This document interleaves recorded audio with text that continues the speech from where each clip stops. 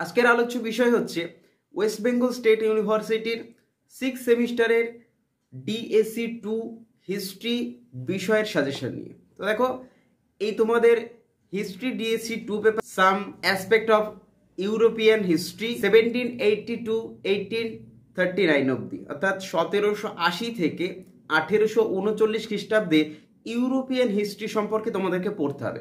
তো আমরা জানি ইউরোপিয়ান হিস্ট্রি তুলনামূলক একটু কঠিন হয়। কঠিন হওয়া সত্ত্বেও কিন্তু আজকের এই সাজেশনটিতে এমন কিছু প্রশ্ন আমি তোমাদের সামনে তুলে ধরবো, যে প্রশ্নগুলো অন্তত একবার পড়ে যেতেই হবে। অর্থাৎ এই প্রশ্নগুলো কিন্তু একদম মিস করা যাবে না, কারণ তোমরা জানো পরীক্ষা ভালো করে না দিলে কিন্তু সাপ্লি আসবেই। সাপ্লি এলে কিন্তু বিপদ, কারণ ওই সাপ্লি ক্লিয়ার করার জন্য আবার তোমাকে এই পরীক্ষাতে বসতে হবে। তার জন্য আবার গোটা একটি বছর তোমার জন্য গ্যাপ চলে যাবে। তো আশা করব আজকের ইউরোপিয়ান হিস্ট্রির যে সমস্ত প্রশ্নগুলো এবারের জন্য অত্যন্ত গুরুত্বপূর্ণ, অন্তত একবার পড়ে যেতেই হবে, ঠিক সেরকমই কিছু প্রশ্ন রাখবো। তোমাদের প্রশ্নের ভাগ থাকবে 2 নম্বরের 10টি প্রশ্ন, 5 নম্বরের থাকবে 2টি প্রশ্ন লিখতে হবে, সেখানে 4টি প্রশ্ন থাকে, এবং 10 নম্বরের থাকে 4টি প্রশ্ন, সেখান থেকে লিখতে হয় 2টো। অর্থাৎ শর্ট কোশ্চেনে থাকে 20 নাম্বার, টিকাতে থাকে তোমাদের 10 নম্বর, এবং রচনাধর্মী বা ব্যাখ্যাধর্মী প্রশ্নে থাকে 20 নাম্বার। এই টোটাল 50 নাম্বার কিন্তু আমরা সাজেশন হিসেবে রাখবো ভিডিওর মাধ্যমেই। কিন্তু আজকের এই ভিডিওতে আমরা শুধু টিকা এবং রচনাধর্মী প্রশ্ন নিয়েই আলোচনা করব। তো আশা করব যে প্রশ্নগুলো দিচ্ছি তোমরা অন্তত একবার হলেও পড়ে যাবে। পড়ে গেলে আর কোনো রকম চিন্তা করতে হবে না, কারণ অন্তত পক্ষে যে প্রশ্নগুলো না পড়ে গেলে নয়, কিন্তু সে প্রশ্নগুলোই আমি রাখছি আজকের এই ভিডিওর মাধ্যমে। প্রথমেই রাখবো তোমাদের 5 নম্বরের টিকা, এরপরে রাখবো তোমাদের রচনাধর্মী প্রশ্ন। তো যারা এখনো 6 সেমিস্টারের জন্য প্রস্তুতি নিচ্ছ, খুব তাড়াতাড়ি তোমাদের পরীক্ষার রুটিন কিন্তু প্রকাশ করে দেবে এক্সটার্নাল পরীক্ষার জন্য। এক্সটার্নাল পরীক্ষার ফর্ম ফিল আপ কিন্তু অলরেডি শেষের পথে, শেষ হয়েও গেছে হয়তো। এমতো অবস্থায় তোমরা যারা এখনো ফর্ম ফিল আপ করোনি, তাদের আর এবছর পরীক্ষা দেওয়া হচ্ছে না। কিন্তু যারা পরীক্ষার ফর্ম ফিল আপ করেছো, পরীক্ষা দেবে বলে ভেবেছো, পরীক্ষায় বসবে, তারা প্রস্তুতি শুরু করে। ইউনিভার্সিটি কিন্তু খুব তাড়াতাড়ি রুটিন ঘোষণা করে দিয়ে পরীক্ষা শুরু করে দেবে। তো আজকে সাজেশনটি দেখে নাও, আর যারা চ্যানেলে নতুন আছো অবশ্যই চ্যানেলটিকে সাবস্ক্রাইব করে বন্ধুদেরকে এই ভিডিওটি শেয়ার করে দিন। দেখে নাও তোমাদের suggestion. West Bengal state university BA general 6 সেমিস্টারের ইতিহাসের সাজেশন আজকে DSC2 সাজেশন 2025-এর জন্য ফ্রেশার্স এবং সাপ্লি। তোমরা যারা 6 সেমিস্টারে ফ্রেশার্স পরীক্ষা দিচ্ছ, অর্থাৎ নতুন যারা আছো, এবং যারা সাপ্লিমেন্টারি পরীক্ষাও দেবে, তাদের জন্য কিন্তু সমানভাবে কার্যকরী। পেপার টাইটেল আছে দেখো, ইউরোপিয়ান ইতিহাস 1780 থেকে 1839 খ্রিস্টাব্দ পর্যন্ত। এখানে প্রথমেই তোমাদের রেখেছি, জানিয়ে দিই, সংক্ষিপ্ত প্রশ্ন। টিকার মান থাকবে 5 নম্বর। সেই টিকার প্রথম প্রশ্ন তোমাদের সামনে। প্রথম প্রশ্ন রেখেছি দেখো, ফরাসি বিপ্লবের পশ্চাতে দার্শনিকদের অবদান আলোচনা করো।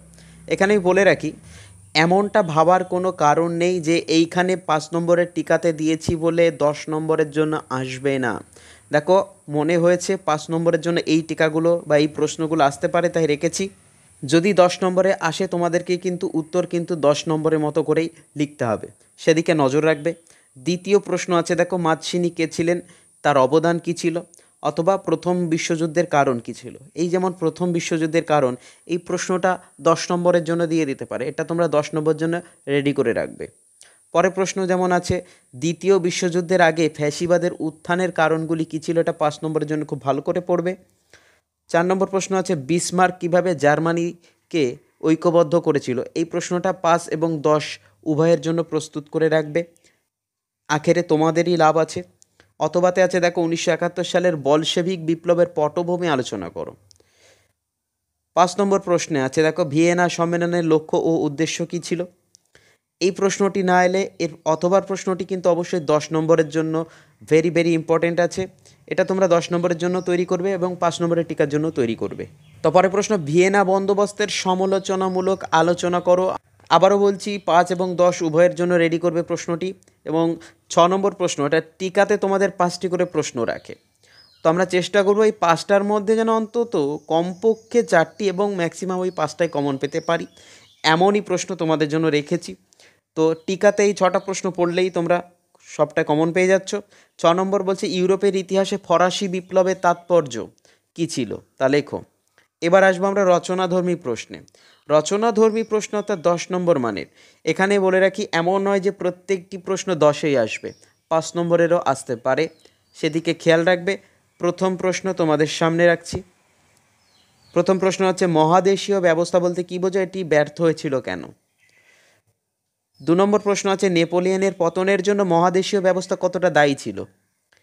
3 নম্বর প্রশ্ন, ক্রোমিয়ার যুদ্ধের অর্থাৎ 1854 খ্রিস্টাব্দের যে যুদ্ধ হয়েছিল তার কারণ এবং তাৎপর্য লেখো।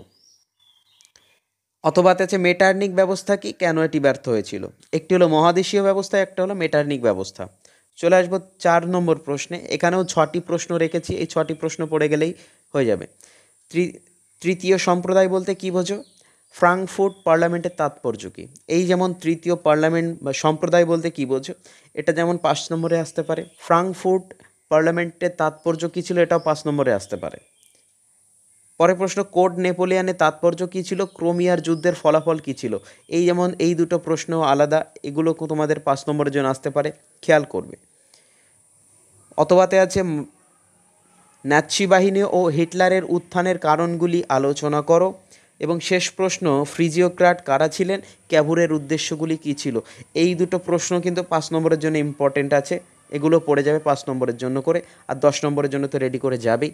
তো সবাইকে ধন্যবাদ, দেখা হচ্ছে পরবর্তী ভিডিওতে, এবং কমেন্টের মাধ্যমে জানিও আর কোন বিষয়ে সাজেশান পেলে তোমরা খুশি হবে। দেখা হচ্ছে পরবর্তীতে।